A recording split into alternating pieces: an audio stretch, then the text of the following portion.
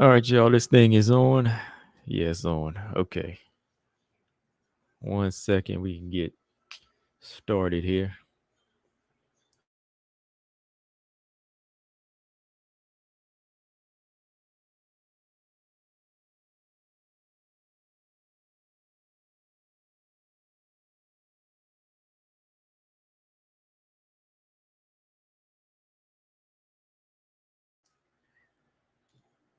All right, here we go. Hang on.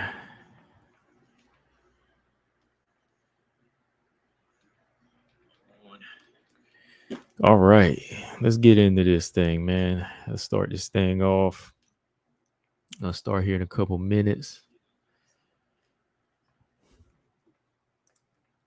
Let's start at the 2-minute mark here. Just want to pull something up. All right. There we go.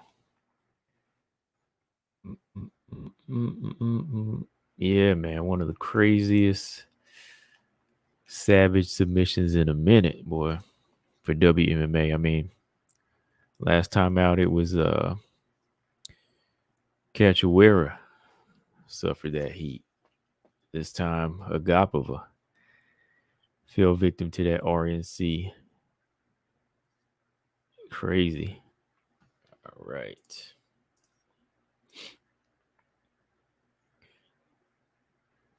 Yeah, OBS, I had to kind of chill on that because StreamYard is a lot quicker. It just works so much quicker for me.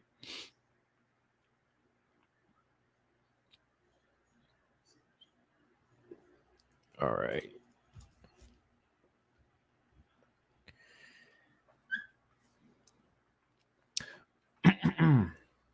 All right, y'all. So I got a few people in here. So yeah, man, what's going on? Once again, we had another cancellation. Supposed to have 3 fights, right? But only had 2. But that Denise Gomez and Loma fight was no joke, man. They was on it. That was a good fight. To me, that was fight of the night. And you had Jillian Robertson go and show up and show out against Agapova. So the fights turned out okay. Fights turned out all right, but I just want to talk about this here a little bit, man. This whole weight missing Aspen Ladd, man. Let's talk about that first. Aspen Ladd, man. Aspen Ladd for like what, the 4th, 5th time misses weight again. I mean, she's always missing by pounds. You know, it's never close with her where she can just step off the scale and try to lose like half a pound or a pound in, like 45 minutes to an hour. You know, it's always her just stepping on the scale and missing by a wide margin. You know, this ain't new. You know, she's missed weight before she was in the UFC, and she does it again, man. So Sarah McMahon says she gets taken care of, but she gets, once again, she gets that raw end of the stick, misses another fight, misses another opportunity for her. Because, yeah, Sarah McMahon get taken care of, but she's pushing 40 now, so another opportunity for her to get up the rankings is gone. I know Aspen Ladd isn't that high anymore. I don't even think she should be in there now, right? Because she can't make weight. But that could have been another win for McMahon to argue, hey, she deserves a higher fight, right? But that's the thing, man. Like, at this point, when you got women of this size and this stature, there just comes a point, man, when you just like, what is the logic with Dana? I keep asking that question. Like, I know there's no logic, but like, why is there not more women that are having this trouble? Why are they not just voicing why are they just not making their voices heard? Why are they not just voicing their opinions, saying, you know what, I think I could do better, and we could all do better if there was just a lightweight or featherweight division at this point, right? Because when you have fighters that can just continue to miss weight by these wide margins, it's like that should tell you something. That should really tell you something at this point. I mean, Aspen Ladd just is not a bantamweight. You can't force it. Okay, she might not be tall and long like Macy, but she is not a bantamweight. She's not built like one. If she's having this trouble making weight, there'd be more sense to just go ahead and say, you know what, we need to lock her in at a higher weight like featherweight, right? And that's why I had to put this picture up, man, because look at her, man, just disappointing again, man. Just partially get there and then just show up and say, well, didn't make the weight, but I still got to get on the scale. And, embarrass not me really, but at this point, the UFC, because it's the UFC that's saying, hey,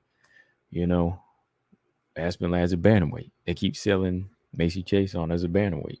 But these big girls aren't bantamweights. I mean, come on, So it's down to it where it's just like featherweight or never weight for these girls. It's featherweight or never weight. And that's what the whole 145-pound division is anyway to everybody. It's just a never weight. It's just a division where every now and then somebody makes a stop. They just make a stop in there, like Norma Dumont. She'll make a stop, but where do you place her? Oh, I know. We're gonna put her in the bantamweight rankings at number 15. What kind of sense does that make? What kind of sense does that make to even put Norma Dumont in a bantamweight ranking? So even Norma came to a point where she was asking that question, like, why am I here? Why am I here? When you got other fighters that can make the weight. And I put this picture of Macy because look at the size of her, man. Like, look at the size of Macy Chase on. Is that girl really looking like a bantamweight that night? Of course not. She was 140. She weighed in at 140 and probably came in like 150 something this night. Maybe 160. Look at the size of her on there. I know Irene, I think she missed weight once before, but she can make weight. She can make weight, so why not just let her stay at this weight, fight somebody that can make bantamweight. But Macy, let her go ahead and take the opportunity at a division they can make. I know it sounds like a broken record when we talk about it, but that's the only thing it can come back to. Because when people ask me, I'm like, well, you got enough women that can make 145. So I'm gonna just keep saying it. It's about being a featherweight, It's just about them making the featherweight division. I don't know, man. Macy at 5'11", and just the way she's built and the way her performances look, even when she makes 135, just tells me, she's not a true bantamweight. She has to spend more time running. I think she runs like 40 miles a week, she says, when she trains for bantamweight. So that takes a lot of time and energy out of other things that she could focus on, skill wise, technical wise. If the weight cut's going to be stricter, that's what you're going to spend more time on. If there was featherweight division, you just go to, you can move these girls to the right weight. Somebody like Macy Chase on, focus on being a better fighter instead of having to worry about running 40 miles a week to shed this weight and then still perform maybe 70% of what you have, because he's kind of flat at bantamweight. I believe that. I believe that. Ulysses, what's going on? Lafayette, what's up? Stamets Aspen is a bantamweight. She just lacks discipline and know-how. It wasn't that long ago she was a flyweight. Someone her age, her build shouldn't blow up that quickly. Macy, however, is big. I don't know. I don't know. I don't think she is, man. Personally, maybe she could, but I think her situation would be just like Macy to a certain extent. Like she's not tall and long, but she's kind of thick, you know. She's kind of a big bone woman. So I think Aspen, her best bet would be to fight at a weight like 145. I think it's her discipline all around, but she was even when she was a flyweight, she was kind of big. They were just trying to put her in a weight where she could go in there and ragdoll some of these girls. But now it's kind of backfiring because she can't even make 135 now, right? Because she had plenty of time before this fight before this fight card came to lose the weight. But some of them anyway, I think they're just naturally too heavy for 135. Just looking at some of their bills too, I'm just like, they'll be better off at 145. But then I look at Sarah McMahon and I'm like, look at her guns, man. This girl's got more muscle, of course, and she can make it. She can make it. So it might be a discipline thing, but that would really tell the story. Robot Chicken said Aspen needs to leave her comfort zone, ditch the boyfriend. That is a thing too, man. These boyfriends out here, these boyfriends and being trainers, I don't know, man. Sometimes it just don't seem like the best decision. Um, Definitely ain't the best decision if the boyfriend ain't pointing the fighter in the right direction. If they can't separate the relationship from the fight game, right? Yeah, I don't know. That's definitely a part of it. That could definitely be a part of it. Mm. Yeah. But Macy at 135 to me over the past few years just has never really like improved because I think so much time is just focused on her trying to lose this weight every time. Every time. That's why it hasn't gotten to, got the top 10. She got a number 10 spot, but still hasn't elevated any higher than that, you know. But my thing is, yeah, at this point, why why would you not want a featherweight division? I don't think you can really make the argument that casual fans wouldn't want to see it. I mean, today casual fans are watching anything. I mean, I was just looking on IG and you got people fighting in a phone booth now. I mean, you got slap contests. So I think that's like a lousy excuse. I mean, people would watch women in the featherweight division fight. I mean, you get more knockouts, you get more finishes. You know, they really wouldn't have a problem with that. There'd be more excitement, more submissions, more finishes, like I said. But their argument, like Macy said in one of her interviews, was that she's thinking that they feel like they don't want to see bigger women fight. But I do. I don't care. You know, I still want to see them fight. Like I said, these casual fans, they watch anything anyway. You got people, like I said, watching slap contests. Like I that just never caught on to me. I don't get it. You got these world championship slap contests now, and these dudes that are just going ham in a phone booth fighting now, like all of this crazy stuff like that. Like, you rather watch that? Come on. No, UFC fans will watch if they brought more women up to this division where they should be. Let me see. George, what's going on? He said, remember, she's young and fertile. Her biological clock is ticking. Mm, mm, mm, mm. Ernest said instead of 40 miles, they should be running middle distance structure workouts. Stick with the body weight exercises, and that weight will be gone in a minute. Hey, maybe. I wonder if they tried that.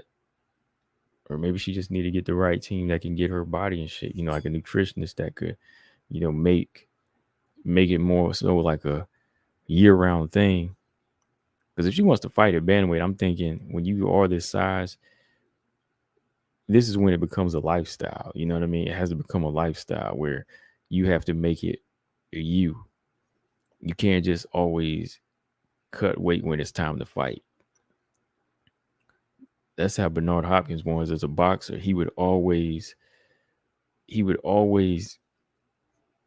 just stay close to his fight weight. Floyd Mayweather, he's staying close to his fight weight year round. Because if you're going to be a fighter, you got to adapt the lifestyle. You can't just adapt it as, when the contract is signed, okay, that's when we start cutting weight. When the contract gets signed, we'll start training to cut all that weight off. That's when we start dieting. No, I mean, like, if you're going to do something like this and your body might be out of reach, it's just going to come down to you having to be close to that weight year round. I mean, that's how Valentina does it, right? Doesn't walk around too far from flyweight. I know not everybody can do that because even Amanda, she makes a hell of a weight cut from where she walks around at now, sometimes 170 down to bantamweight. But you don't hear her complaining,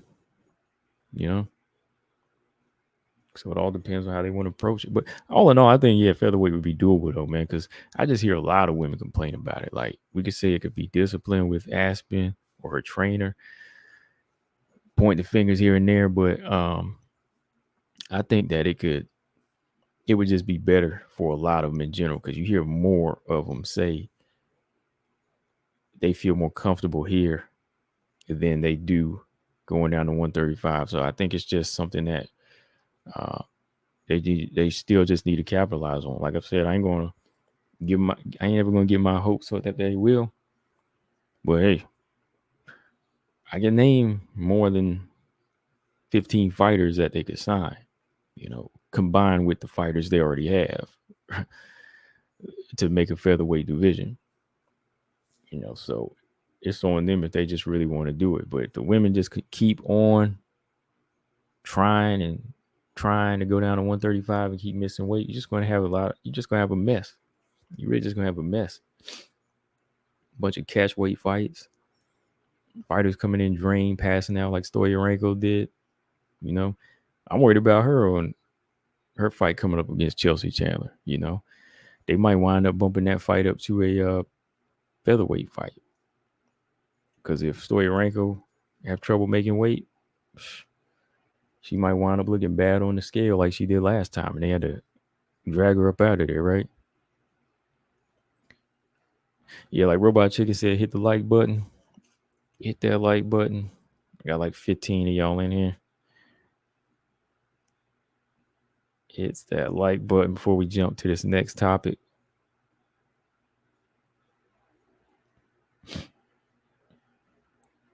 I wonder how the UFC would do if they had like a lightweight division. Where we know Kayla Harrison would have no excuses then. She'd have to come over. She would have to come to the UFC then.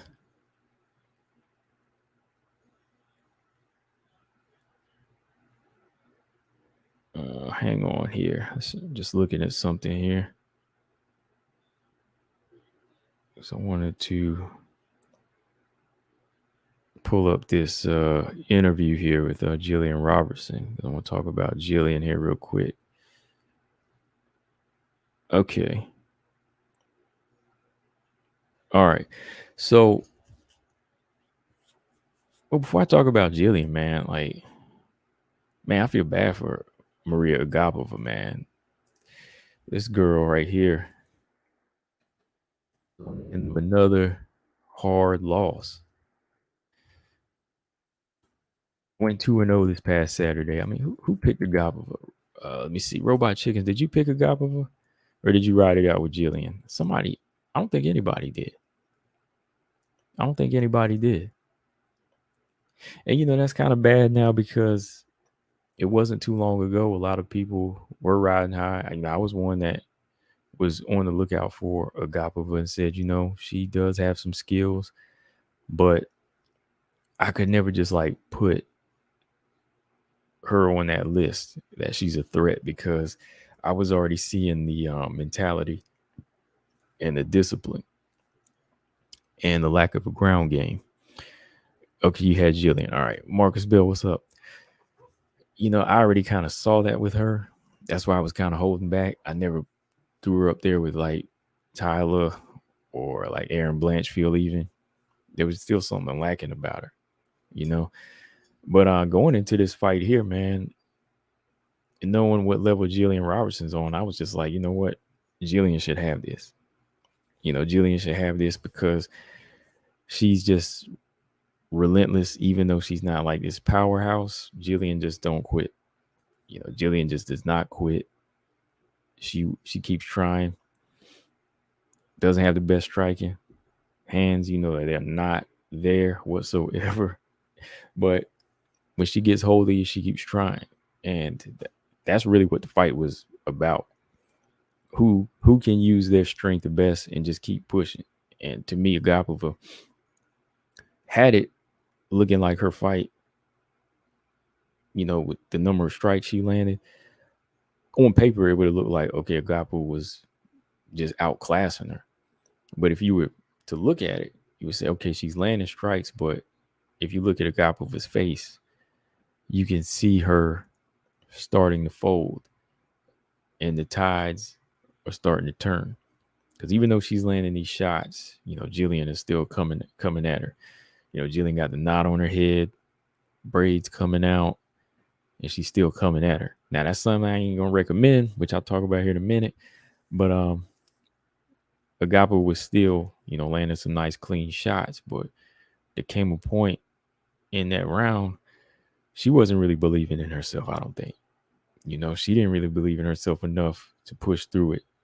Yeah, she survived it, but she just couldn't keep it together, man. Marcus said, I had Jillian because I didn't trust Agapova's defense. Yeah, I had Jillian because I didn't trust Agapova's mental. Not really her defense, but just her mental. Like when somebody gets all up on her and they really take the fight to her, that's where she starts to kind of fail. Mazo, she was never able to touch her, so it made Agapova look a lot better than she was. But when Dobson was fighting back, Marina Moreau was putting that work on her. Jillian was dogging her. She gets a little too, frustrated and a little anxious in there, right? But the defense, you mean takedown defense? Because if you mean takedown defense, yeah, because Jillian Jillian was never coming close to hitting her with any shots. But if you mean takedown defense, yeah, that's definitely another part. I ain't trust her takedown defense at all, especially for the way Jillian was just latching on.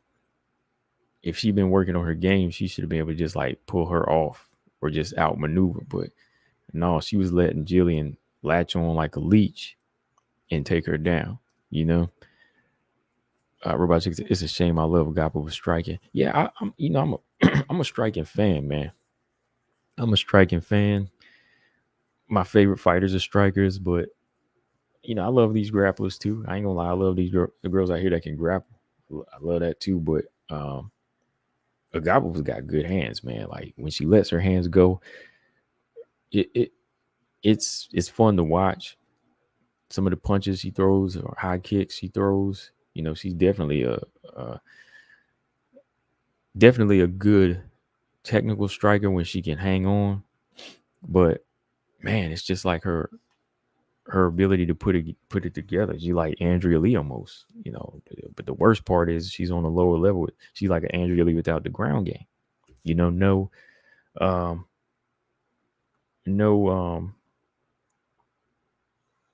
No roots. And I don't want to confuse you. I mean, like she's got all the branches. She's got, the trunk, but she don't have no roots to hold everything together, man. That's just You know, that's how I kind of see it. Like these fighters, they have a lot of, you know, things growing about them, but they just never stay together. They fall apart in there, right? At least Jillian has a go-to. Her thing is grappling, and she's sticking to it. Does she need to work on her striking? Yes. Does she need to get stronger? Yes. Does she need to work on her takedowns? As far as masking them, yes. Defense, yes. But Jillian's relentlessness and her tenacity keeps her going. You know. So yeah, it was understandable, man. Everybody was gonna say G Rob. I think a lot of people would have put money on this one, right? I didn't put any money on it, but I would have more so confidently said, yeah, in this fight, any unranked fight in strawweight, and that's that's like I said, strawweight fights, the unranked realm. Elise Reed taking on what was the girl last week, Melissa Martinez. I don't know who's gonna win that. You know, like I'm just picking. I'm just giving my prediction, but really, those fights you just never know. But at least when Jillian shows up against this level, I can pretty much honestly ride with her in this fight. You know, the Cachaweras, the Molly McCanns, Agapovas, she's pretty much got it. But if you got something special about you, oh no, like JJ Aldrich, no, I had to go with JJ Aldrich in that fight. You know, somebody that takedown defense is on point and they got a jab. Oh no, Jillian Robertson ain't gonna have it like that. So with that being said, man, Agapova, what do y'all think, man? Is she still UFC material? Like from here, is there other girls she can beat? Jazzy Vicious, can she fight somebody like that? Because Jazzy Vicious, she like to wrestle. She got a lot of weight to her. You know, she's kind of a big flyweight. Like, is Agapova still game to beat any of the other unranked girls? Like, I'm not sure. Karine Silva, she got a high 100% finishing rate. I don't think she could beat her. And, yeah, Karine Silva. Natalia Silva. You know, I had to bring up Natalia Silva again. Natalia Silva, she can move and she can strike. She got some ground game too. Can Agapova beat her? I don't think she can beat Miranda Maverick though. No, You see Jillian do this, I don't think she'll beat Miranda Maverick like that. Miranda's got a good chin too. And you know, she knows how to handle these long, tall fighters like she did Mazo. She ain't beat no Miranda Maverick. Who can Agapova beat at this point? That's the question before I move to Jillian here. Like, what do y'all think? James Perez, the Perez is in the building. What's going on, man? Marcus Bell said a grappler and will and steel is Agapova's kryptonite. Yeah, that's never going to change. That's never going to change. Agapova needs a new training camp. Robot Chicken said that's why the Gatto fight. There we go. Ulysses coming through with the name. There we go. Shout out to Ulysses. He said Antonina. Perfect. That's about it though. I couldn't think of anybody because I think anybody else beats it, man. Like anybody else when it comes down to oh yeah. I forgot about that name. We did mention that name. Hold on. So Antonina, that's a good one. Courtney Casey, that's my own. Courtney Casey, yeah. Mandy Bone. They both riding 2-fight losing streak. Carolina. Who's Carolina? Which is Carolina? Help me out here. Who's Carolina? I'm drawing a blank. I'm thinking of Carolina Kobukevich, but I know you don't mean her. Carolina. Oh, Luana Carolina. I got you. Luana Carolina, I got you. I'm back on track. Okay. Stamina said Agapova needs an extended camp. True. Send her to the mountains for 12 months. Yes. She needs to come back with a new skill set and a beard. Yeah, get her Rocky on, man. Yeah, get her high, get her up in the Big Bear Mountain. That's where the boxers train, Big Bear. Get her in that high elevation. Go out to Colorado, getting them high mountains. Work on that cardio. Unleash the bears on her. Have her wrestling bears for a little bit. You know, or get her out there at what's that movie Kickboxer, where Van Damme was at. Not Bloodsport, but Kickboxer. Have her training out there with a real sensei for about a good year, like 12 months. Have her come back jacked. Not too far from flyweight, but put some weight on her. Yeah, but those are good names. Yeah, Antonina, Mandy Bohm, Luana Carolina. And if you can't get by any of them, then cut. James Perez said Antonina should know her role. And wow, he said she should know her role. Oh, come on, James. Don't disrespect your favorite fighter's sister like that. Come on, man. BJ, what's going on? BJ in the building. He said, yeah, Bone versus Agapova.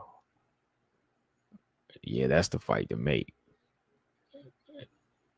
Yeah, the fight was on short notice. Yeah, that's the fight to make, I think.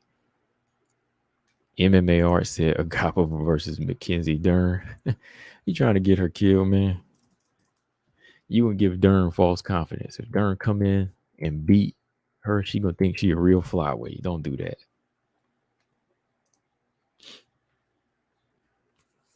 You gonna have Mackenzie Dern go in there and submit Agapova, and then she gonna think she a full-on flyweight, man. She gonna be like, oh, I'm ready for Valentina. Bring me Valentina. Give me Tyler Santos. Yeah, Anthony, he said Antonina's in hiding. Dang. I tell you what. Yeah, Agapova versus Mandy Bohm for walking papers. Because let's match them up real quick. We're gonna match them up. They don't look alike, but they very similar.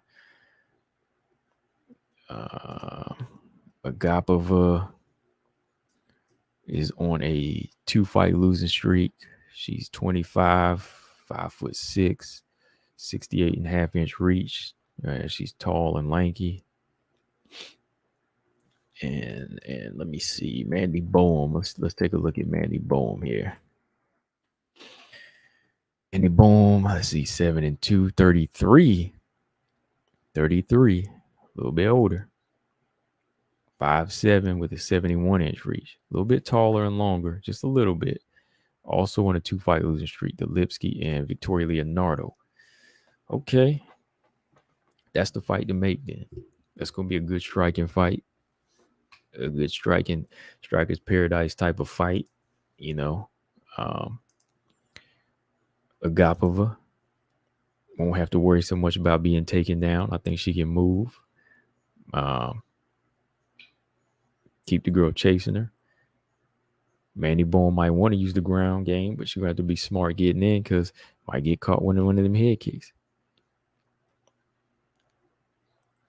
You know what I mean? Okay, Bohm has a new camp. Okay, Bohm's got a new camp. That's what's up. Because I mentioned that age too, 33. But time is ticking. And I'm allowed to say that because I'm older. So, you know what I mean?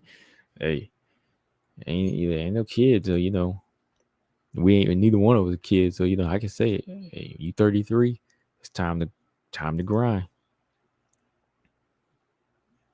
I mean, everybody's able to do certain things in a certain time in your life. I mean, certain things you can just do anytime, of course. Yeah, get your pilot's license. Something like that. Go back to school for certain things, but trying to become flyweight champion at 33 and you unranked, it's time to buckle down if you really want to even get into the top 5, right? So it's all about grind time for her. A guy for 25, she can still clean it up, getting with the right people. Well, not just getting with the right people, as if she wants to get right. But time is now for Mandy Bohm. You see Minone is moving. You know it's gonna come back to Minone. I'm talking about Minone again. Minone knows she's 31, 32, and she is in the top 10. You know, no games. No games, you know. You can't say, oh, it's favoritism. You can't say, oh, it's matchmaking. No. It started off fighting the same people, you know. Manny Boom lost to Lipsky. She lost to a fighter Minone, TKO, you know, and Leonardo. So no, they're fighting the same people. You know, Minone graduated. So it's just on Boom to figure it out now and try to catch up. Because sometimes, you know, some people think, oh, they playing favorites with some fighter. Oh, Minone got special treatment. Nah, man, like she fighting the same fighters. She fought the same fighters. I mean, had to fight Ricci because Marina Moreau pulled out. Didn't nobody else want to fight her? Because I'm a hold back. No. I'm gonna tell you. Should I tell Marcus who ducked Minone? Does everybody know about that now? Who ducked Minone? Or I'm gonna do a video on it, but Marcus Bell, should I tell him? Should I tell him somebody who ducked Minone again? Another name ducked Minone Furo, like a little while back. I'm gonna hold on to it. Yeah, he told. Hey, yeah. He said, go ahead and tell it. Macy Barber. There you go. Yes, sir. Daniel H said, I take Agapov in that. I'm not sure if it's the level of competition, but Boom isn't good to me. Yeah, I can't argue it because if she hasn't beaten those two level of fighters and, you know, hasn't pushed on, I mean, hey, she's not just the UFC level. Yeah. Let me see here. BJ said Macy has nice long punches. Mandy has long punches. She just didn't use them. I don't know what was up, man. I don't know. I really don't, because I saw, you know, I was already watching her, and I saw some good things about her, but it didn't translate to the UFC, man. Ulysses said Bohm looked terrible in the last fight. I go with Agapov on that. Yeah, I think so too. Bohm could win if she grapples. That's a possibility. Yeah. Ulysses said, and Macy, Chikagan and Macy. Well, at least Chikagan is about the fighter, right? She tried, but the inevitable is coming. Is here. Yeah, BJ Macy ducked. That's what I'm talking about, man. Like, look, this was a little while back. You know, Minone was still like unranked or 15 or something like that, and they didn't want that fight. You know why they didn't want that fight. You know, Aaron's on my triple threat list, but I ain't heard Aaron really call for that fight. Who else ain't want that fight? Yes, I'm gonna say Casey O'Neill ain't want that fight. You know, they ain't want that fight because it's gonna be high beat down and low reward. Forget that high risk, low reward talk. Now it's high beat down and low reward. Manon says she has better cardio and she's more technical than you know who. Combo, tell your girl to get. Hey, look, that's confidence speaking, man. That's confidence. That's confidence, my man. Ulysses said, and did you hear what she said about Casey O'Neill? I actually didn't, but since James Press said, Manon said O'Neill ain't really, she not wrong on that. Oh, man. See, I heard a little clip. Shout out to Marcus for sending it to me. I didn't watch the whole interview, but now I'm excited to go back and hear it because it's a James Lynch interview. Should I play it? Yeah, let's play it. Hold on. I don't get no copyright thing going here, but I just want to play that part. Hold on. Robot Chicken said Bohm is boring with zero skill. Kill the switch. Oh, well. Bowen was born with 0 kill switch. She should go play tennis or something. Dang. BJ said Robertson wouldn't have ducked. No, I give Jillian Robertson credit. Like, how many of y'all agree with that? Robertson wouldn't have ducked no fight with Minot. She wouldn't. All respect to. No, it was James Lynch. The one I watched with the Macy duck was a James Lynch interview. But if you talking about something else, you got to send it to me. But yeah, Jillian Robertson, she wouldn't duck, man. No, Jillian wouldn't duck that fight. I mean, she took on, some good tough fighters, Miranda, Tyler, Macy. Nah, Jillian's not a ducker. Got to work on some things, but yeah, she ain't a ducker. That's why she got a lot of flyweight fights on her belt. It's the reason they kept Minot and O'Neal away from each other. That's a championship fight. She didn't really say that on O'Neal. Forgot what she said, but she was nothing special. Okay, so it was on that. Yeah, okay, yeah, because I saw the 28-second thing about Macy Barber. I just didn't watch the whole thing. So that's the most recent Minot interview I've seen. So give me a second. I want to look at it. Hold on here.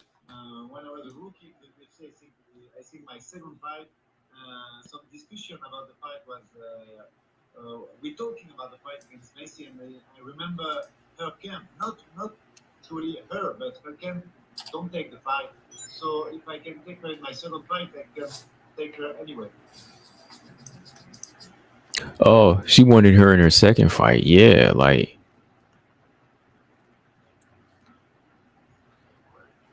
Okay, BJ said it wasn't on that interview. I meant it wasn't. Okay. Which one was it on then? Way to find out. Hold on.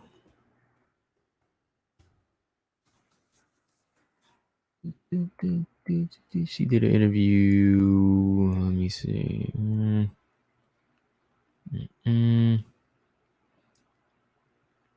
Let me see.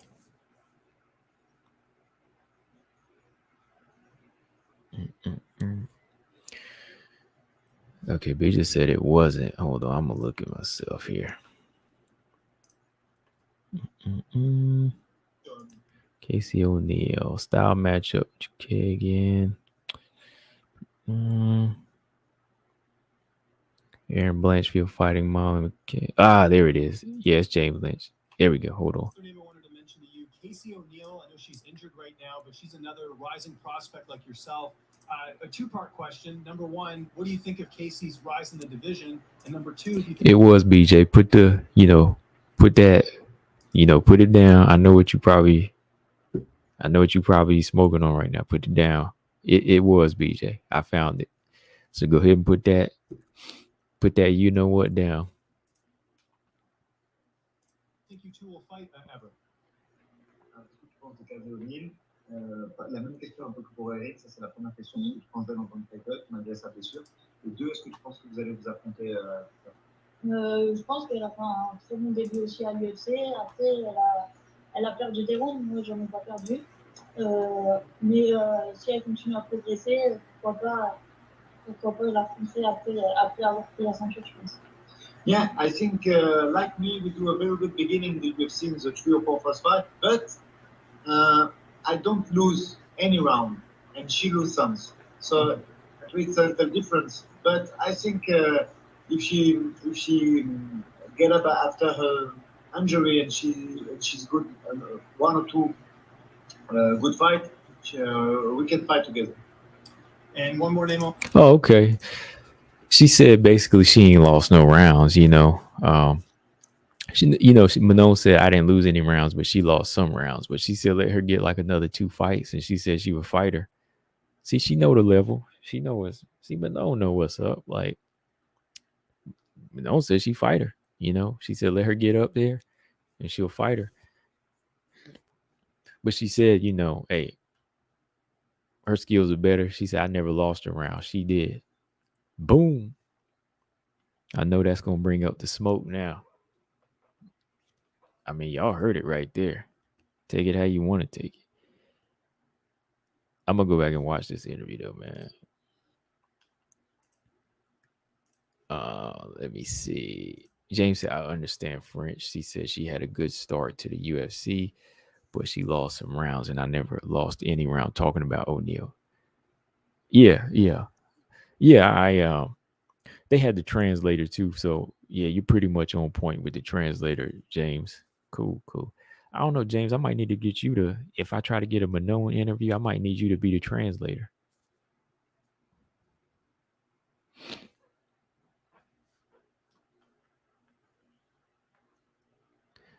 I will watch it. Yeah, I definitely love that fight, man. O'Neal Manon at some point. I mean, right now, I would want to see Manon Chikagan and Manon Tyler Santos. And I'd like to see Casey O'Neal versus Andrea Lee. Something like that.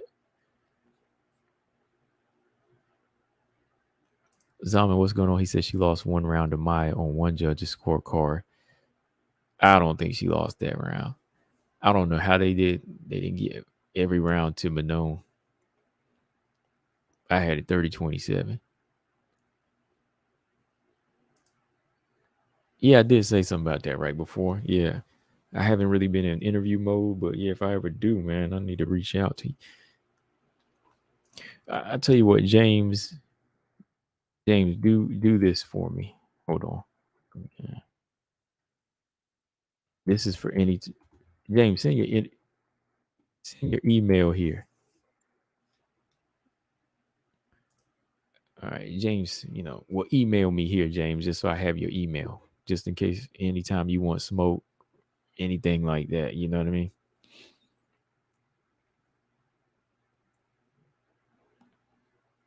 Yeah, one mate. I don't know if it was close. I know when she caught the head kick, but from there, I thought Manon still outlanded her.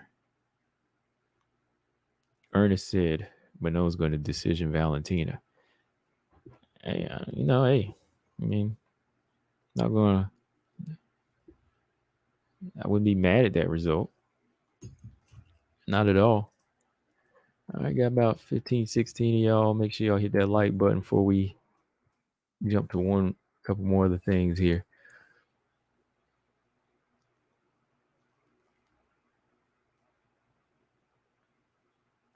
Oh yeah, BJ, that's a given. I mean, hey, he thinks Nunes won both fights. So I give him a pass on that.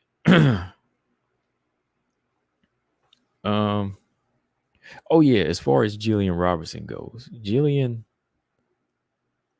let's talk about Jillian real quick.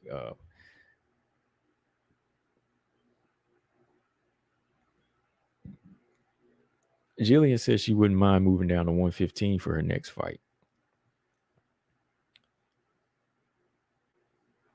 She said that. Hold on. Okay. Yeah, Jillian said that she wouldn't mind moving down to 115 for her next fight. She wants to come back one more time this year. I think. What card is it? December 3rd? Who's the December 3rd card? Hold on, let me check. She said there's a card coming up in December, and she would like to be on it. I don't see. I see the 17th card with Strickland and Cannonier.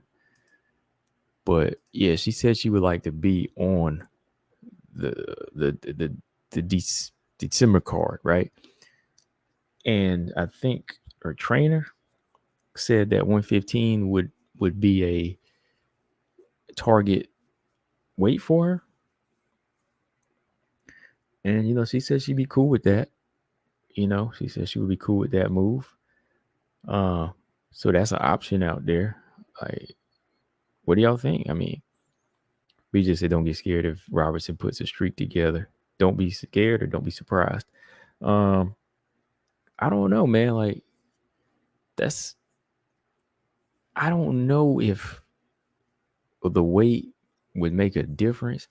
I think with Jillian, it's more of just like a lack of skill thing, meaning that if she gets the right skill sets and gets confident, she might or could do better at 125, right?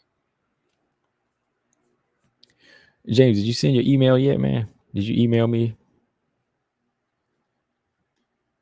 Because, yeah, I might, you just send your email to that email I put right here. Yeah, Jillian Robertson, 115 might could work for her, like as far as her being the size, but strawweight to me might not favor her because even though she is very she might look thin, like she could make the weight, she's not very fast. I don't know if it could help her at strawweight, like she would be faster. But you got to think, man, like strawweight is striker heavy. You see, yep, Daniel H said too many good strikers at 115. You know, strawweight's one of the striker heavy divisions, man. Like the levels above Jillian, she said, yeah, I'm gonna put that right here. BJ said 125 is better for Robertson. Yeah. Strawweight, I think even though she's young, it would kind of be a big change for her on how to fight. She would have to make adjustments on speed for sure. Like she would have to do what Mackenzie Dern does. Think about that now. Mackenzie Dern is the jiu-jitsu specialist at strawweight. Dangerous on the ground, but look how she looks against strikers. So think about that. Think about that before you think of going down to this striker heavy division where these girls can move. They got speed. Some got strength. Tisha Torres. Some of these girls like Marina Rodriguez, they know how to survive. They think about that, right? Zhang Wei Li, Yan Xiaonan's working her game. Like, think of them strikers. Rose. Think of all them strikers you name it. Angela Hill. Let's talk about her just getting in there at the ground floor. Angela Hill could probably survive a Jillian Robertson fight. So you got to think about that. Like, she'll move down where she might be a little bit bigger, and her grappling could be a threat. But these girls down here, they know how to get away. They work on takedown defense, and their striking is on point. Striker heavy division, Flyweight would do her better because, to me, all she got to do is work on her hands, and she can compete with these girls. Because, she didn't get submitted by Miranda Maverick. She didn't get submitted by Tyler Santos, right? She didn't get submitted or knocked out by JJ Aldridge. So look at these little things. Like, just look at the little things she need to work on. That's not saying you got to jump a whole division. These are just like, I won't say minor fixes, but they are some things that can be corrected, and she can possibly get into the top 15. I'm just saying. Because, again, Mackenzie Dern, I got to give her credit for a girl with no hands. She's trying. Yeah, she got hands. She got bricks. But even then, like, she still, like, commits to the kicks too. You know what I mean? Like, she still throws some kicks out every now and then. And I just see Jillian not taking that same initiative when it comes to stand up. So you go to stand up heavy division, you have trouble. Daniel H said she strikes too slow and closes her eyes. And we know, closing your eyes in a fight is one of the things you do not do, right? You do not do that. Let's see. Zama said she was panicking. That's why she was losing every clinch engagement. She was constantly ending up in a weird clinch. That's a sign of panicking. You can't control your engagements. Jillian said that, but they're gonna offer her bigger fights to stay at 125, like the Andrea Lee fight, she would take that right away. Right. Right. Nothing's happening. But she said that. But let's talk about what she said. That's what we're doing over here. That's what we do, right? Right. So her being in 125 to me doesn't fare well. But notice what I'm saying though. She's staying at 125. I'm telling you the things she need to work on too. You know, because you ain't gonna have success in either division unless something gives. And if you're gonna stay at 125, this is what you need to work on. The things I just named. But going back to 125, Melissa Gatto called her out. Melissa Gatto said she ready, man. She said, hey, I'm gonna recover in January. Let's do it. So if she want to wait another month, Melissa Gatto is right there. I'm gonna pull up the Twitter. Hold on here. I don't know if she's the ultimate gatekeeper for the next couple of years. Santos, because I think Manon will get up there. It's gonna be interesting.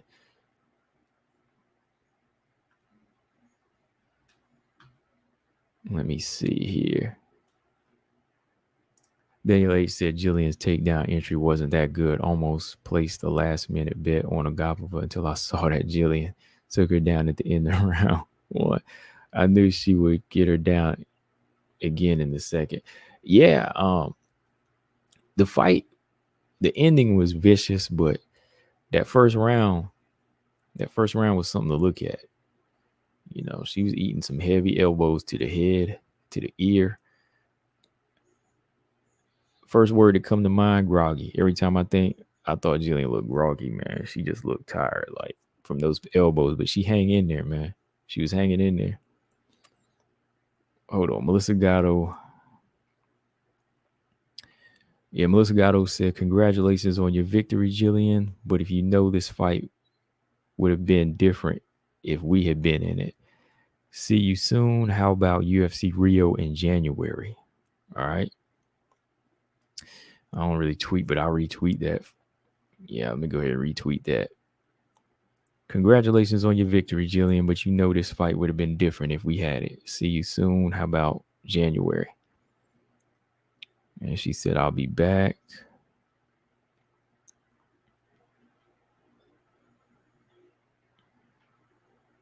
Okay. Yeah. All right. That's not bad.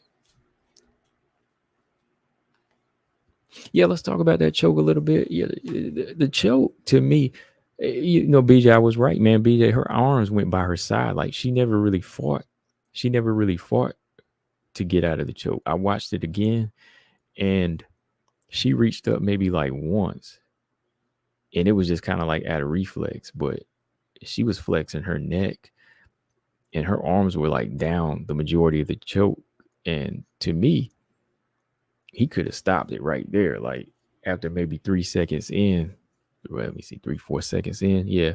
Because even though she ain't tapping and she ain't completely passed out,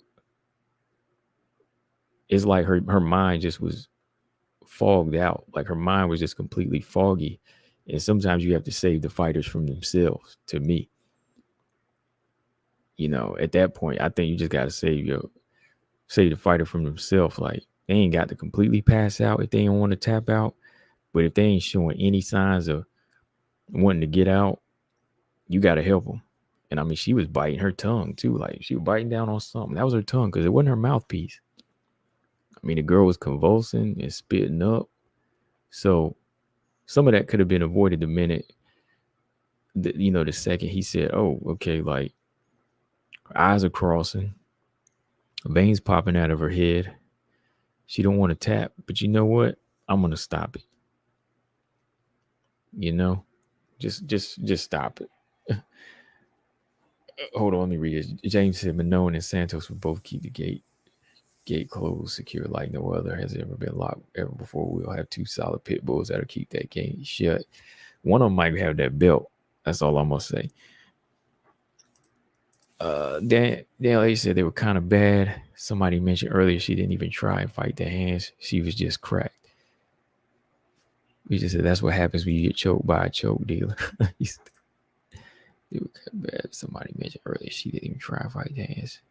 Yeah, I think DC has said it too. Like I went back and listened, and DC has said it. You know, DC was like, she didn't even try to fight the hands. Yeah, because she didn't. Like she see how her arm is swaying in this picture. It's like she kind of went up with it, but then they went right back to her side, and she just started choking out. And then even Jillian looked at the ref. Jillian looked at him and was like, am I supposed to? You want to make sure we kill this girl? You know what I mean? I'm not trying to be funny, but Jillian had that look like, you gonna stop this thing? Like she may not pass out and she ain't tapped, but she ain't doing anything. Just like when if you had a person on the cage and it's unanswered strikes, they ain't gonna tap the strikes, but you got to make a call and say, okay, you ate 10 shots. I'm stopping it, right? You ain't knocked out, but you're getting beat down. Just like here, you ain't passed out, but you're getting choked out, and you ain't trying to fight it. So maybe I should stop it. I mean, at this point, she's good. I mean, I ain't trying to bash Mark Smith as a referee or anything. I just mean in the future, like some of these things can be avoided. Like, let's say if she was biting down on the tongue, like her mouthpiece was gone, where she bit through her tongue or something like that, Hold on, let me pull it up here. I just want to look at it again and kind of count the seconds. I mean, yeah, you don't mess with Jillian when it comes to choking. I mean, she's a specialist in that. Yeah, she likes to do it. Oh snap! Let me turn that down. I hate these short videos. You always gotta mute them. Look at her eyes crossing. Okay, one time, and there was no way she would get around that forearm. Yeah, she was, spitting up there. Because the fighter ain't gonna let go. Jillian ain't gonna let go. She gonna be like, I'm not letting this girl go. So tell me to stop. Let's see, 1, 2, 3, 4, 5, 6, 7, 8, 9, 10, 11, 12, 13, 14, 15, 16. Gee, he could have stopped it at the 10-second mark. I mean, he let that thing go like 16, 17 seconds. Man, he could have stopped that right there, man. Because she was gone, man. Like I said, the eyes have already crossed. And she wasn't biting down anymore, which lets she was gone. And like, I think GDR put Pena out a little bit quicker because I remember she just went limp right away. Yeah, she went limp right here, arms down at her side. And there's no escape. I know he wants to be fair and say, okay, maybe there's a will. She can still pull out something. Where there's a will, there's a way, whatever. But there was really no way out of that. That was tight. But that's what it is, man. That's what it is, man. Let me see here.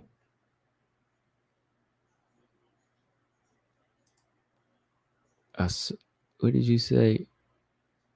Oh, James said, I forgot to say this too. I had a bad dream lately, combo, and talking about grass. So I had grass okay with bullet in my dream. But hey, that's why they call them dreams, right?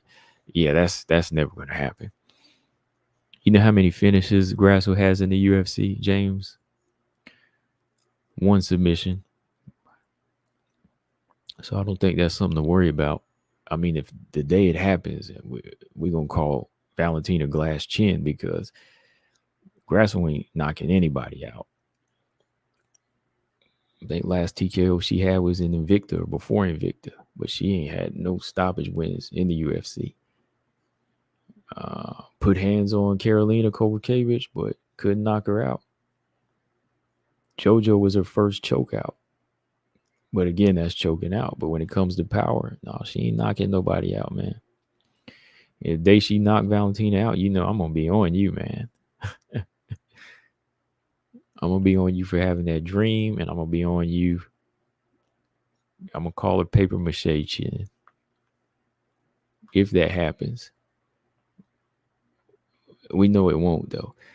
Stamina said tap, nap, or snap. Pride never dies. He said, but seriously, there was zero intelligent defense there. No, it was awful. He wanted to let her go out on her shield, but it was about to go elsewhere. Yeah, I thought it was going elsewhere. It wasn't like Holly Holm on Misha Tate or GDR on Pena. It looked like it was going like she look right in his eyes. Jillian looking right up at him like, you ain't gonna stop this thing, Oh man. But yeah, Jillian 125, that's the home. That's where she needs to be. I think 115 is going to be like a style shock. I know she trained with some straw weights, but when you actually in the fight, it's a different game, right? All right. So real quick, y'all, Loma Labutni, man. Shout out to Loma Labutni here. Good win for her. Same deal with Loma. Adding more to her game. Looked impressive. I know the level of a fighter she was fighting was a fighter making a debut, but it's still worth something because we always call her undersized, but she's got some intensity to her, man. She undersized, but she's working. Loma got the grappling, on her resume now. She's starting to work, getting stronger. The kicks are still hard, intense, and that was a good confidence builder for her. I mean, it was supposed to be Diana Belbita, which I still think Loma would have won. But Loma needed this right here because, Loma actually been dealing with some stuff. She said that after her last loss, she suffered from depression. Suicidal thoughts, dark days for her. That depression is rough, but she kind of been bouncing back from that. Let me pull up the interview here. I'm gonna look through it a little bit. Shane C, he said Agapova is a one-dimensional striker and Jillian's a one-dimensional jiu-jitsu fighter. That's what it came down to. Yep. I was just saying that earlier. It all came down to who could use their strength better and who got the heart, right? And Jillian's that one. Like I said, Jillian got no hands, but she got heart, way more heart. And dog, Shane C said, do you think they'll cut Aspen Ladd? Let me see. Do I think they should? Maybe, probably, because it seems like she's just not on point and she's just not there outside of the weight. Do I think they will, though? I think they might give her one more chance. Because of how the UFC does, I'm sure they'll probably give her another chance. And if they don't cut her after that one, I don't know what's up with them because that's not fair to a lot of these fighters that make weight, though. Like Sarah McMahon, 40 years old. Diesel, muscle. Big bantamweight. Been doing this for a long time. Knows the game. Sarah McMahon makes weight. She show up, be professional. You know what I mean? And to have that taken away that night, I mean, granted, she got taken care of, like she said, but still that sucks for her. She wanted to fight. So it sucks for, them. So I hate to see them fighters show up and get these cancellations. So, I mean, they're gonna have to do what's best, right? Sound like cutting might be the option. The only option. Shane C said they should force her to move up like they did Kelvin Gastelum. And I was talking about that earlier. If they do that, they just need to go ahead and commit to 145. Make Macy Chiasson move up, Aspen Ladd, stay up. Stop playing. This is where you're gonna be from now on. You ain't gonna be a bantamweight no more. That's where you gotta be. What's her name? Norma Dumont. Take her out of the number 15 spot of bantamweight. Put her in featherweight. And put some of these other big girls in there. Stoya Ranko, Chelsea Chandler. And you gonna have your division. Yeah, because if you force her there, I'm sure she would be good with that. Because then that would be like, hey, you don't do it, you getting cut. Right? Having two options ain't good for these fighters, I think. Because then they don't show up. They don't make weight, right?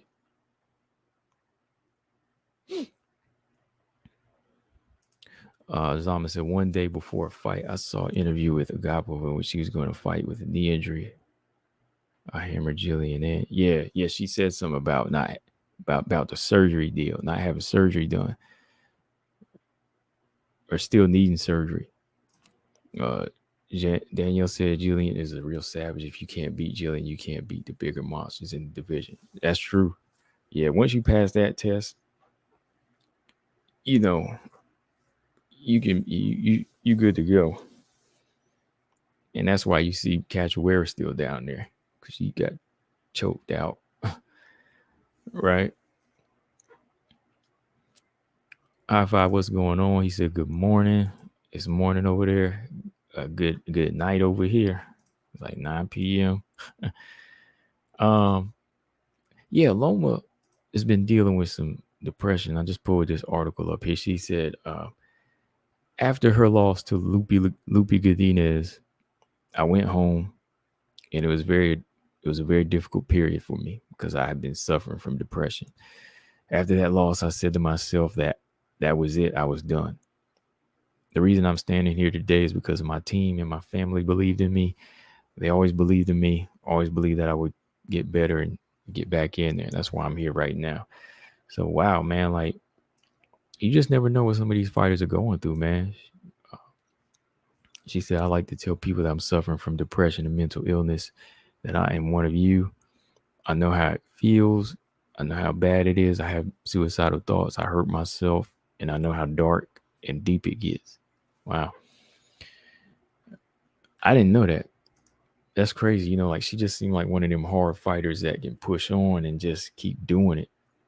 And just seems like a machine. But you just never know with people. I mean, especially when you're taking an L like that, you think it's over. Like, your chances are over getting into the top 15 or being a champion. But having that team is important, man. So even going back to like y'all were talking about with Aspen Ladd,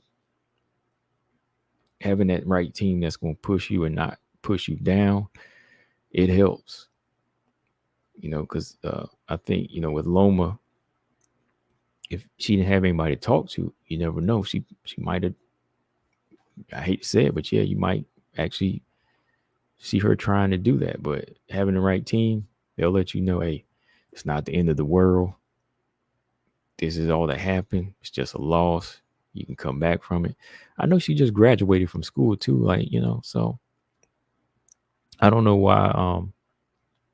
Well, yeah, I don't know why. Yeah, because school and fighting are two different things. So, I'm definitely not going to say, why would she do that? Because she graduated from school.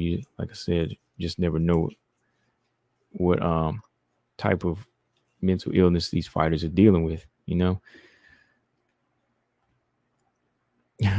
Robertson, he said Robertson moving strawweight suicidal, her striking at sea level. Yeah, I think that'd be her major problem, trying to strike with these girls, man. Angela Hill, boy, she might have something to say about that, Shane C said, did you see Firo Chikagan move to the 280 main card over Brady Muhammad? Yeah, I saw that yesterday.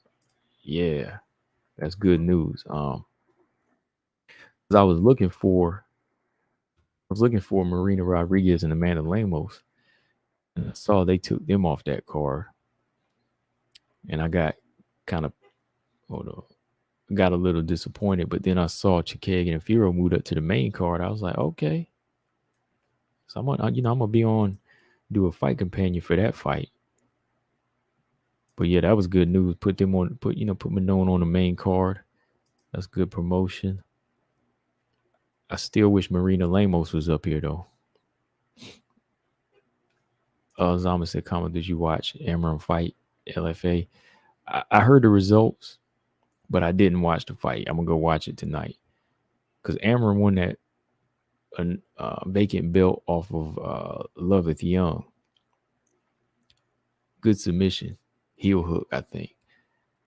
And I heard she got another submission last night. But yeah, I think she's good. I don't want to see her rush it though, man. I don't want to see her rush it.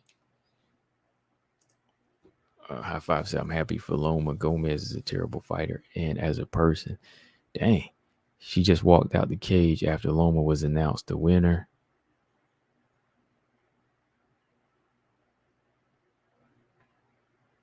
No hug, no shake. Hands with everyone.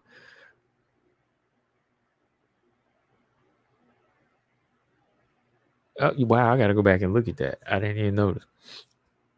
Well, Gomez,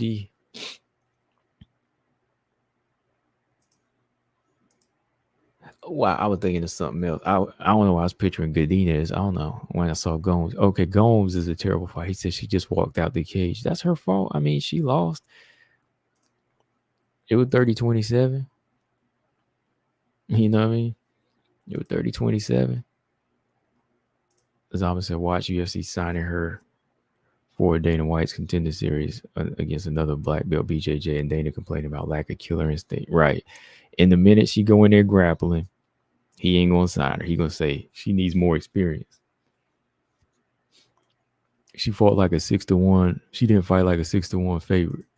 Man, Dana, get out of here with that noise, man. He said fans are whining about that already.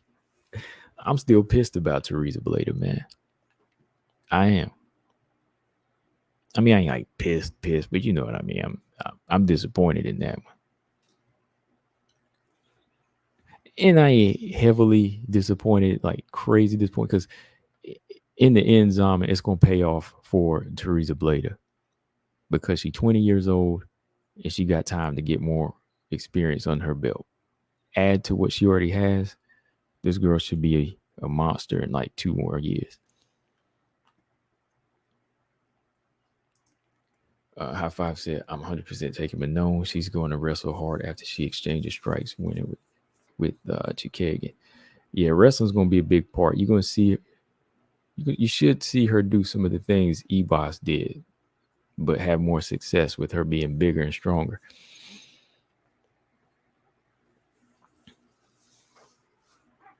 Oh, man. Heck. I got stretch here, man. Yeah, man. So, yeah, I just wanted to kind of jump on and talk about this. Like I said, it's chill out Sunday. I took this day off from working and anything. I had to relax and needed an extra day. Yeah, I feel for Loma though. You know what I mean? Like I never know what people are really going through. It's a struggle, man. But I'm glad she's good.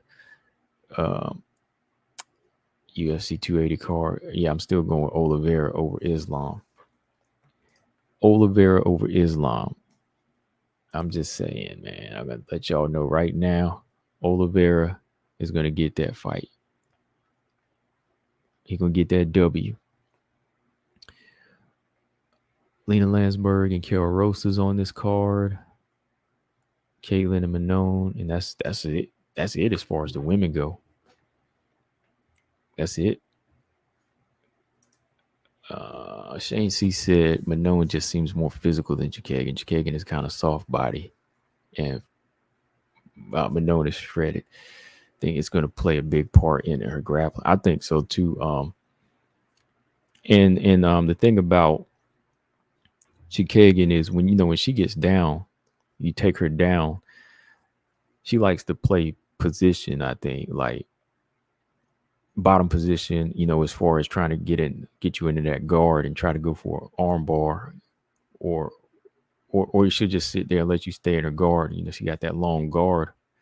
But when Firo gets you down and she can get top position, she's hammer fisted. She's ground and pound. Using her wrestling, she's very physical. Yeah, Chikagan's not really that physical type of fighter. She's more of a mover and a shaker in there, piling points up. Every now and then she'll surprise you with her own takedown, but then she'll get right back up. Daniel said, I learned so much about Loma in that fight. Her submission defense was tight, very tight, man. It's gotten better. She's gotten stronger. I love her kicks too, man. Like Manon, I always love her. I mean, not Manon, Loma. I always loved her kicks since I've been watching her, man. Like her game is getting tighter though. I think she'll get top 15. What about y'all, man? Like, do you think Loma will break in the top 15, Danielle, or whoever, and anybody else? Like, I see Loma getting the top 15. As long as she gets better at her game, keeps improving, Loma should make it in top 15. And it's not impossible. Because, come on, somebody as small as Carla went on a 5-fight win streak and got a belt. And we can blame Rose for losing that belt to her. But if Carla can get a 5-fight win streak and get a belt, Loma, who hits harder and is working on the takedown defense, she has got to be in there. She just got to. Don't prove me wrong. Don't have me looking like a fool, Loma. Come on, get it. She got to get in there, man. She ain't that undersized. High Five said Manon made Myra Silva a punching bag. But Myra won her last 2 fights at 135. Says something about her power and credibility. Yeah. Styles make fights too, though. But I still think, Manon's, just a better striker. Better striker and better at ring generalship, octagon generalship, however you want to call it. Lolita, what's up? She said, you don't have to hug your opponent after losing, but you should acknowledge their win. Right. Yeah, you should acknowledge their win. Let them know the better man won, better woman won. Give them a bow. Shake it up. And move on. Sync, what's going on? He said yes. Oh, yes, about Loma. Yeah. I think she can with smart matchups. Yeah, I just did a video saying that, Danielle. Yeah, I was like, smart matchups, just like they did with Mackenzie Dern. All right. Just like they do with Mackenzie Dern. You match her up with the right people, she should get it. Tisha Torres, that'd be interesting. Like, Tisha don't have a lot of power. Could she beat her? Luana Pinheiro. I think she could beat Luana Pinheiro. The Zama said no. Why not? Marcus said yes. Shane says, I want to see Manon win the flyweight title. I like Valentina, but the flyweight division needs some life pumped into it. A new champion. I'm with you, man. Like, that's why I'm pushing. Because I like Valentina. Yeah, I definitely do. But I like Manon. Been following her for a while, and if anybody wins, I would like to see her win. Nothing wrong with that. Ain't nothing wrong with that at all, man. I think Manon is worthy of the belt as far as how she moves. She's not a trash talker, not a clout chaser, ain't calling names out. She just fighting whoever they put in front of her. That's a real fighter. High Five to Islam would neutralize him. I'm taking Islam. No. He says he's going to make Oliveira look amateur. Oh no, that's not going to happen. Oliveira is too good, man. I mean, he's just a submission artist, man. Lolita said, I have liked Loma since the first time I saw her. Yeah, I enjoy her fights. I do. As a striking fan, I got to, right? Danielle said, but if nobody can take Loma down, they all in trouble. And that's the thing. Like, Sam Hughes did okay against her. Sam Hughes lost that fight, but when she picked up her rhythm, that's what Loma needed to work on, like when Sam Hughes started hitting her with jabs in that fight, and I think came on strong with her wrestling in like the third round. Loma realized that's what she worked on, that she needed to work on. You know, that's what she needed to work on, and she's been improving that. Zama said Carla's significantly bigger frame. Yeah, well, you know what? If Carla is a little bit bigger like that, she might not need to be atomweight. You know, if she's been putting that muscle on. Oh wow, this is a good fight. Ernest said he wants Loma, Yasmin, Harigi. That fight would be a barn burner. Oh man, oh man. I like both fighters, man. Sink said, did you already talk about Aspen Ladd? Yeah, I did. I did talk about Aspen Ladd. But if you got a question, we can go back to it. If there's anything, well, if you want to go back and listen, or if you got a question about her, yeah. Ernest said, I want that Loma Harigi fight. That's a good fight right there. Come on, man. Like Loma, but man, Harigi is a beast too, man. Lolita got Oliveira. Yeah, I got Oliveira. Stamina said Oliveira for the win. Daniel H said Oliveira all the way. Yeah, Islam, he got some work to do.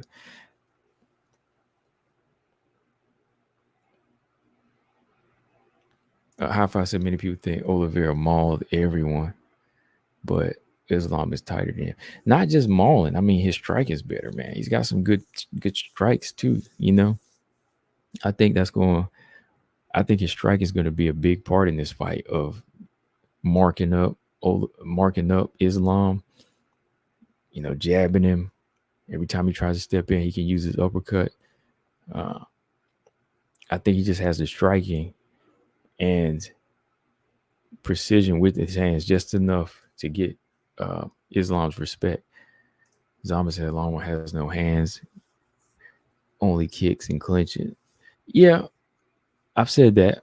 I'm definitely one that said that. But she's also got elbows and she's improving. Right? And like we were saying earlier, like you put her in there with the right fights, she can get into the top 15. Same like, hey, Mackenzie Dern didn't have no hands, right? How'd she get to number 4? You know, she got a little bit of pop. Loma can still throw a hand or two. Her hands ain't awful. But yeah, hey, if Mackenzie Dern can do it, hey, why can't Loma? Her hands ain't that bad. Because I know she throws more kicks. But hey, I'm just saying.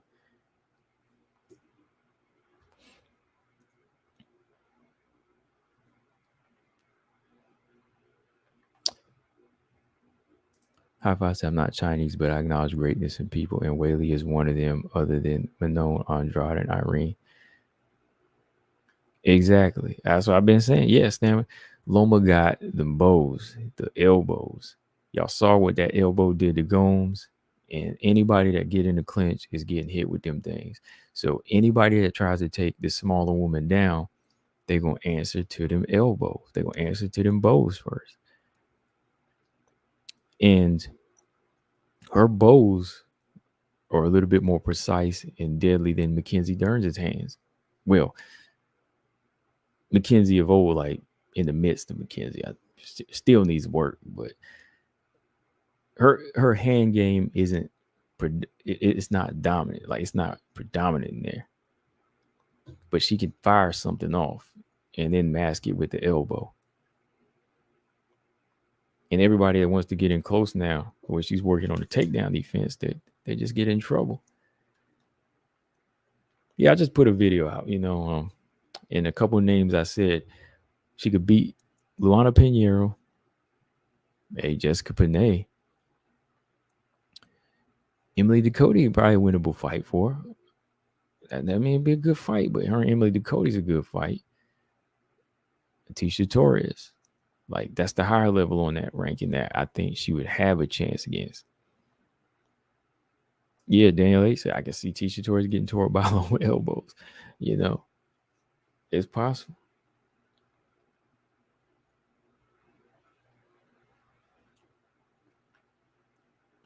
Oh, okay. Marcus said Velismus versus Harigi. Oh man, I'm gonna go with Harigi in that fight. I think Harigi hits with more authority. Now Velisma's a good striker now. Like, I think she tightened it up. I like her movement, but Harigi's a dog, man. Like Harigi, I'm talking head kicks. Oh man, Mark, how you see that going, Marcus? I'm going with Harigi, man. I think Harigi going to draw mad blood on Velismus in that fight. I was going to say, please tell me that fight was announced, because if it was, man, I'd be jumping through the roof right now.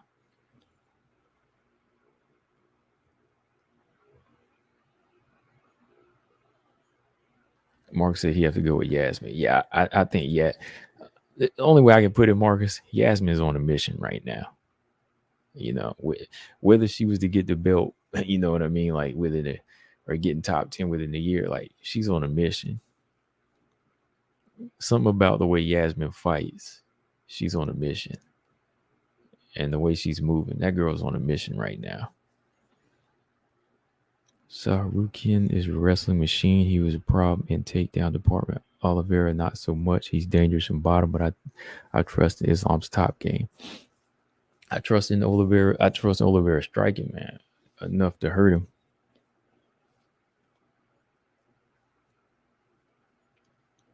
High Five said my favorite at 115 is Whaley and Andrade. Only Manon at 125 and Irene at 135. Yeah, those are all good fighters, man. They're some all good fight. They're all good fighters. Good finishers, just entertaining too, man.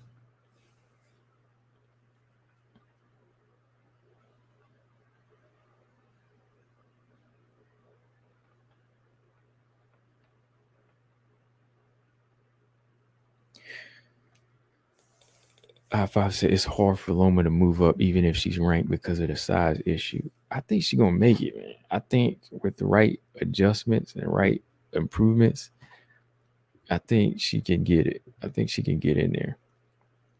You know, I know Tisha's a little monster, muscle monster, and Carla's a wrestling machine, but I think she can get it, man. If she adds more mauling in her game and wrestling, Loma should be able to get the one. Loma should get in that ranking. Ulysses said, I'm 7-0 with Oliveira. He'll beat Islam. There you go. I almost picked Dustin Poirier one night, but I was like, you know what? What are you doing? I had to slap myself. Marcus Bell said, breaking news, who wants to see Ben Askren come out of retirement? Nobody. Ulysses said, it's not on the feet. It's with a guillotine. Yeah. And some of these submissions come with his hands too, you know what I mean? Like setting them up. So I'm like, you know what?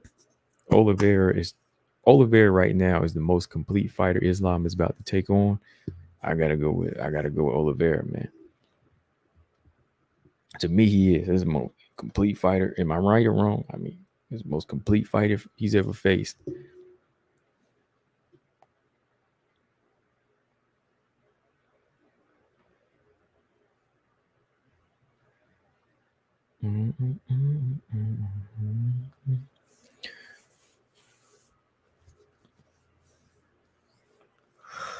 Oh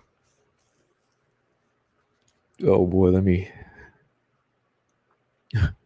Stamina said he'd rather see Marcus Bell's wifey, Roxy, unretire than ask her.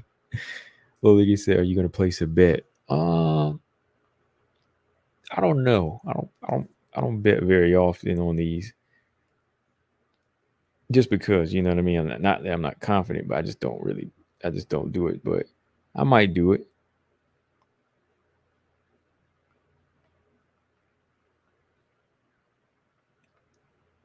I should have bet on Carla Rose because I was pretty confident Carla beating Rose that time, even if it was an ugly fight.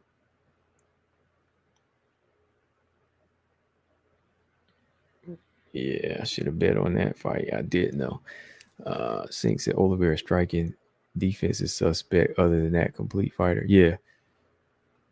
Some of them I kind of give leeway. Like, they need better defense, but some of these fighters, they just don't get the knack of defense, man.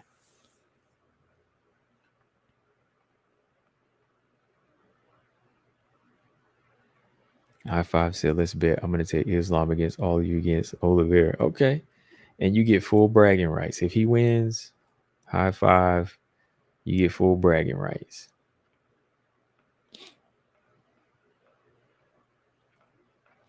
Oliveira said, ugly fight. Yeah, that was an ugly fight. Yeah, I wasn't feeling it.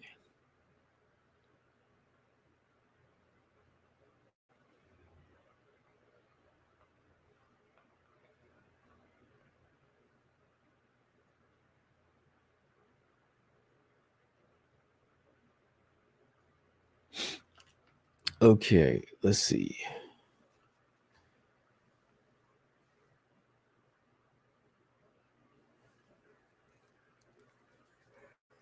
Okay, yeah.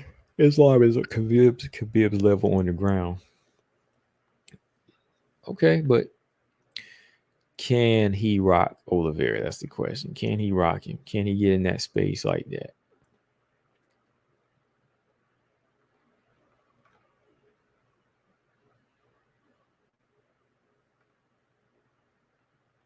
High five, you win. You ain't gonna win.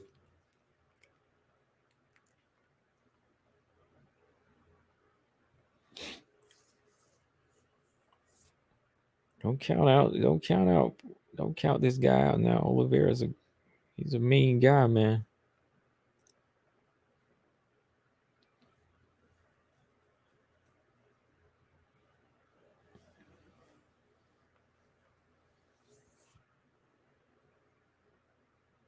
Yeah, okay, maybe he could rock him, but I think he has what it takes to overcome that.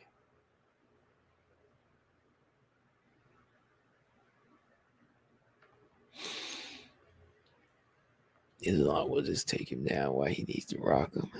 He ain't gonna take him down. Y'all watch. You gonna see, man. Oliveira got this thing.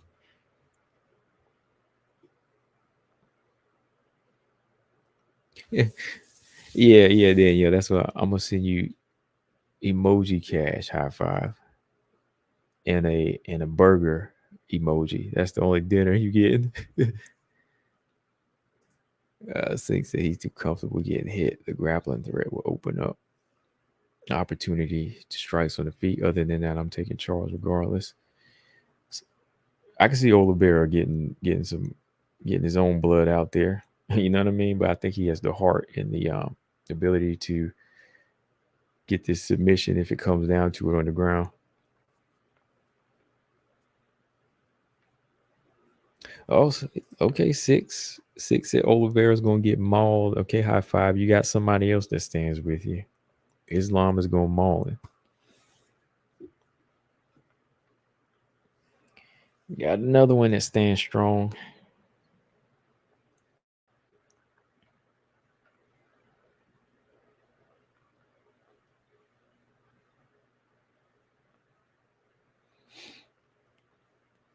Hold on. The comments coming in slow here. Lolita said my friend has sworn off alcohol this week. Hey, good for them, man. That's good. I really don't drink.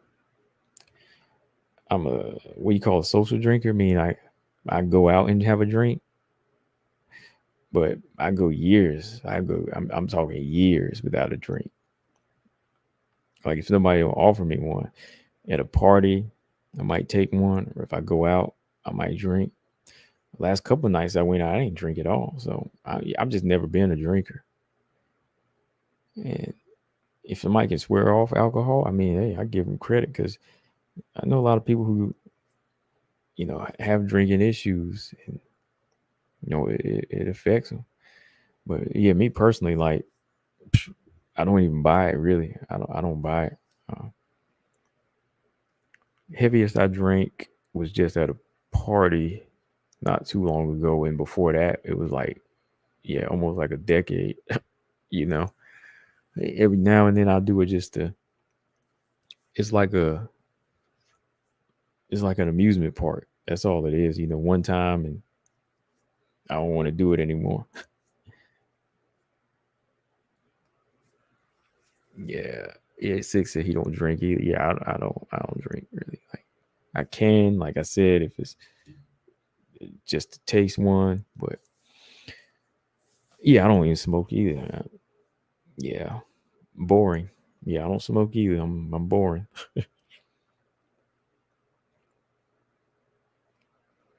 Yeah, don't smoke anything and don't drink. Yeah. Okay, Lolita says she swore alcohol decades ago. Well, good. That's good. Yeah, it's just one of them things. Like I did. I can do without it. Even weed and all that stuff. I mean, I just never really caught the. I I don't really get the thing of weed. Like back in high school, yeah, I used to think people just did it just to do it. But now you got grown people. Smoking's becoming like this grown up thing now. Like they say it ain't that bad, but you got a lot of brain dead people today, man. People who have to function off smoking like every day. You gotta smoke to focus every day. Like to deal with the stress in life, you have to smoke. Come on, like you just got dependent on smoking. Your body is just telling you now. It ain't crack, but it's still like weed that you say you have to unwind every day to smoke now. Like I said, I have nothing against smokers, but it just seemed like everybody doing it now. Like everybody needs it.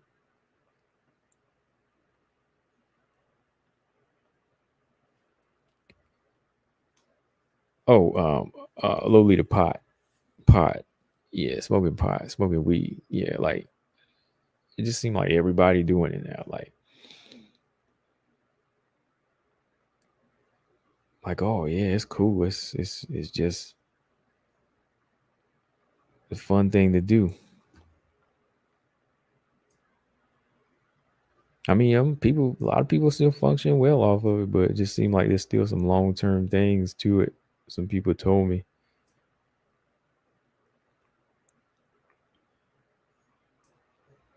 Six said drinking is the same as drinking. Drinking is the same. Drinking except drinking kill more people than smoke. Yeah, that's true. Yeah, yeah, I definitely can't. Alcohol is like straight up. You know, especially well, you got to factor in too, like where and when they serve alcohol. Like alcohol being served at parties and clubs away from home. A lot of people I know, smoke at home or at a party, and they go to sleep.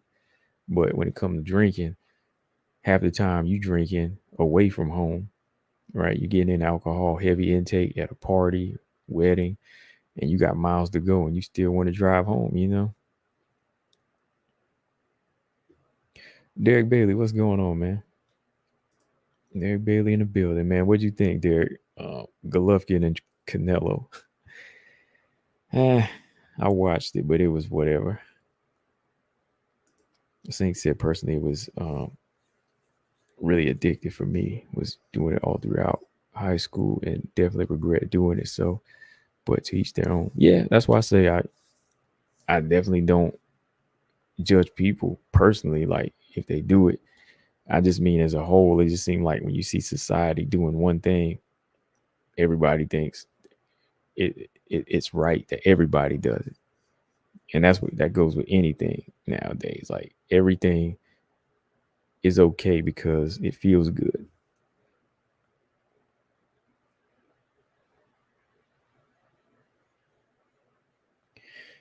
Yeah, Canelo beat up an old man. Yeah, he just beat up an old man, y'all. Way past his prime six. Olita said GGG needs to retire from the big leagues. Yeah. He got a big check out of this one, so he got what he wanted. He got exactly what he wanted.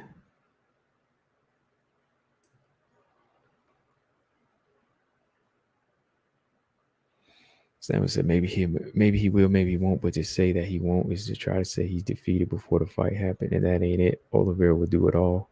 Whether it's enough or not, we'll see. Right. That's how I see it. Like, that's what I'm saying. Like, Islam has a good chance, but Oliveira's got a great chance because he's been here before. A lot of experience. You know what I mean? Like, to say he can't, or to say he won't, that's big. I mean, anybody saying he won't be able to do it, y'all better be putting thousands on this fight. Y'all better put thousands on it, because that's confidence. Because y'all know something I don't.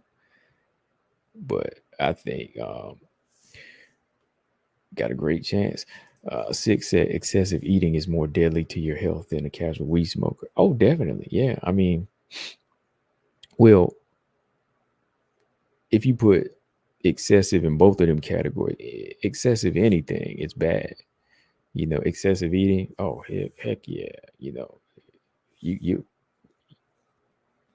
eating, excessive eating. Yeah, that'll put you. Oh my goodness. You know, I've seen some overweight people and just people in general that eat excessively and they get high blood and diabetes and the obesity. You be like, wow, eat themselves to death, put their heart through that, man. Yeah, that's definitely deadly than a casual weed smoker. Casual weed smoker, yeah, you just casual. But even excessive weed smoker, like, it might not be the smoke that kills you physically, but it could be the choices made when you smoke. Right. Yeah. Excessive anything. Too much of anything. So yeah, casual weed smoker ain't good, but excessive weed smoker might make wrong choices and brain dead. You know what I mean? Like, any of those situations. Excessive training, yeah. Injuries, all of that.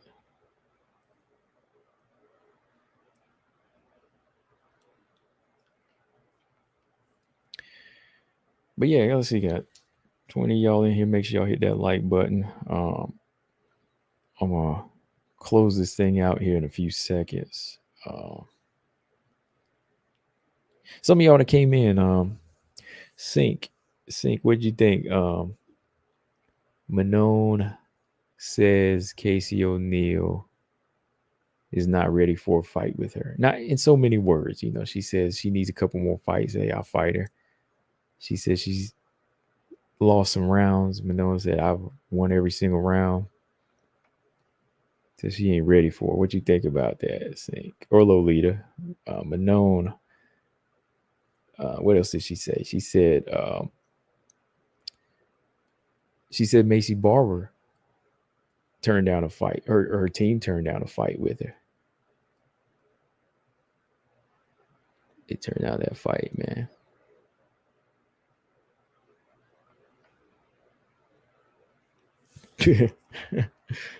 Yeah, he said 100% agree. Yeah. Lolita says salute.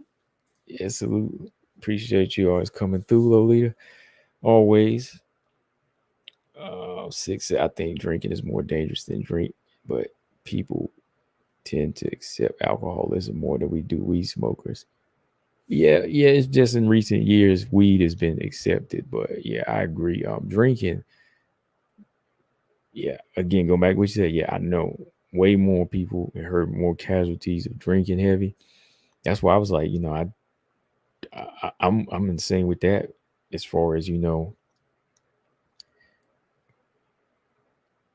seeing that is worse. You know, it's like you see people die alcohol poisoning, not just car crash, but alcohol poisoning alone, you know. But they keep it going, boy. They keep it flowing in bars, and you know, there's some people have no limit. They just keep going.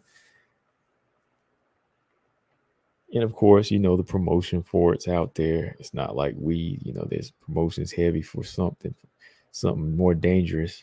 It's crazy.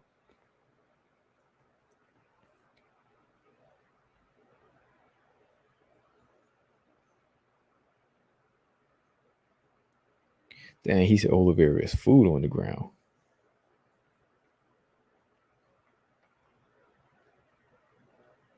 Thinks I have too much of a wuss to drink more than 2 glasses. Yeah, I've had more, like in one sitting in one day or one event, but I don't do that often. I was like, no, I can't do that.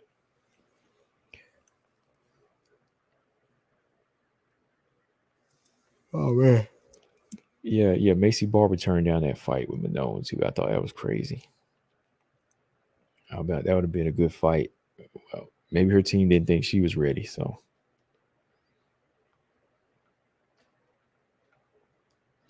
Mm.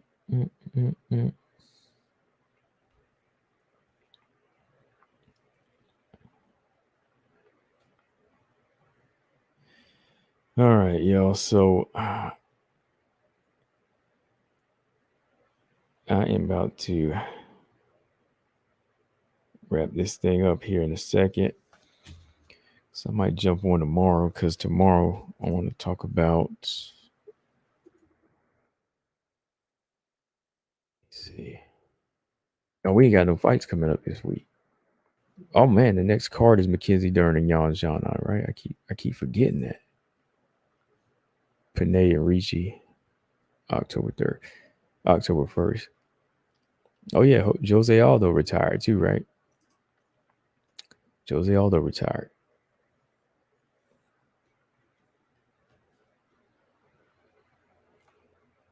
Oh, what y'all saying in the comments? Lolita said Barber isn't ready. She would get pieced up. Oh yeah. I think she'd get pieced up on any level. She's never ready for Manon. Six said I'm introverted. Normally, so I get silly. Oh, okay. Six said I can also see Oliveira win, but it'd be a rear naked choke. Okay. Yeah, if one mistake is made, believe me, Oliveira, you can take advantage. Six said O'Neal versus Barber. Maverick Blanchfield Barber would be ideal. Yeah, that would be a good fight.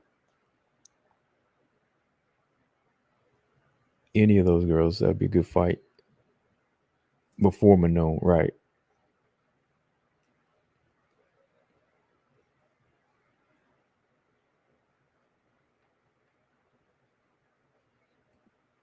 Yeah, Oliveira's just, legend, man.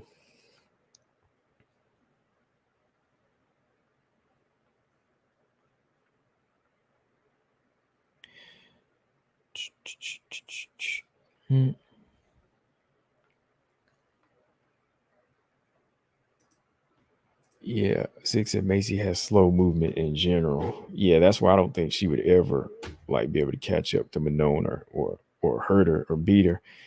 That's why she's been working on that clinch game a little bit. When she close distance, she stays in close quarters mostly. And I think that's why she's been putting that ground game together, because she can't chase or stalk a lot of these fighters.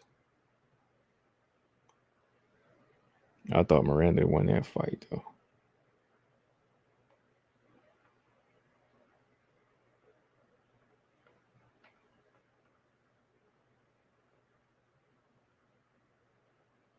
All right. So, yeah, that's about it for me, y'all. I have got to get up out of this chair and eat something. Kareem Spirits, what's going on? He coming in at the tail end, man. I'm just about to get up out my chair, man. He said if Islam sticks to the game, Khabib game, we're in for a boring grasp like fight. Yeah. Yeah, a technical showing and grappling where you're just riding out 5 rounds. Yeah, Team Alpha Mate's been doing good lately, man. Yeah. Songadong, McKenna, Barber, Yan Janan, throw her in there. They all been benefiting. Yan Janan's been liking it there. That's what's up, though.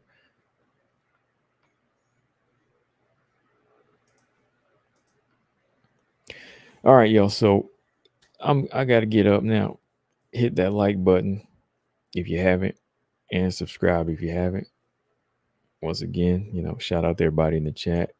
Appreciate your comments and conversation. Always bring up some good points. All of y'all do. So we'll jump on tomorrow and get some talk in. Peace to Derek Bailey. Always appreciate you. And there's other things to discuss. And got these shirts made to sync. So when they get made and they come in, I will send them off. Got those for them ones that donated, and they will be sent out when I get them. All right. So yeah, peace and peace to 6. Shout out to all of y'all. Combo Breaker 99. I'm out. Subscribe later.